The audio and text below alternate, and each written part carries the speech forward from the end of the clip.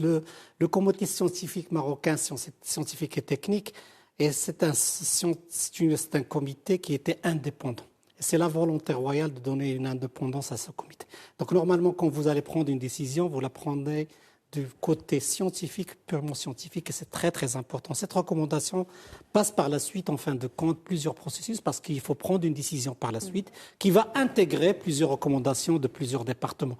Mais là, c'est très très important d'avoir ces comités, parce qu'ils ont guidé en quelque sorte beaucoup de choses et beaucoup de décisions au Maroc. L'autre chose, et je voudrais revenir à ça, parce que vous avez parlé de communication, et ça c'est très très important pour moi, parce que vous êtes une femme de communication. C'est pas facile de communiquer, mais communiquer durant la pandémie, c'est un petit peu la crise sanitaire, c'est vraiment un saut dans le vide, il faut dire la vérité. C'était névralgique. Les gens attendaient au début les bilans quotidiens. Et c'était une chance que le ministère marocain de la Santé, sous l'impulsion du roi Mohamed VI, ait mis en place ce dispositif. C'était un rendez-vous quotidien pour les gens. Et on l'attendait avec vraiment impatience. Vous avez aussi, je rends hommage aussi à tous les médias du Maroc, parce que vous avez ouvert la porte aux scientifiques de se mettre autour d'une table et de parler science. Et ça, c'est très, très important. Parce que c'est la première fois que le Marocain moyen rencontre ces gens-là qui travaillent toujours dans leur laboratoire, dans leur cabinet et tout ça.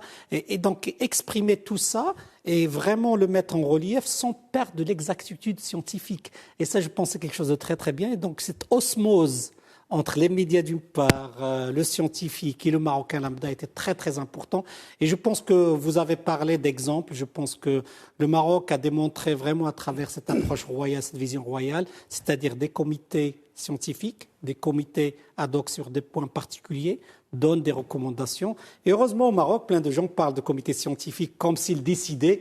Et là, je rappelle, pour une fois, encore une fois, c'est pas le comité scientifique ni les comités scientifiques qui décident, mais c'est juste des recommandations qui sont données. Mais vraiment communiquer sur ça et donner avec toute franchise des fois, parce qu'on donnait des informations pour leur dire, et là, peut-être qu'on va revenir à ça, mais vraiment faire rentrer tout le monde à la maison, c'est pas facile de le dire.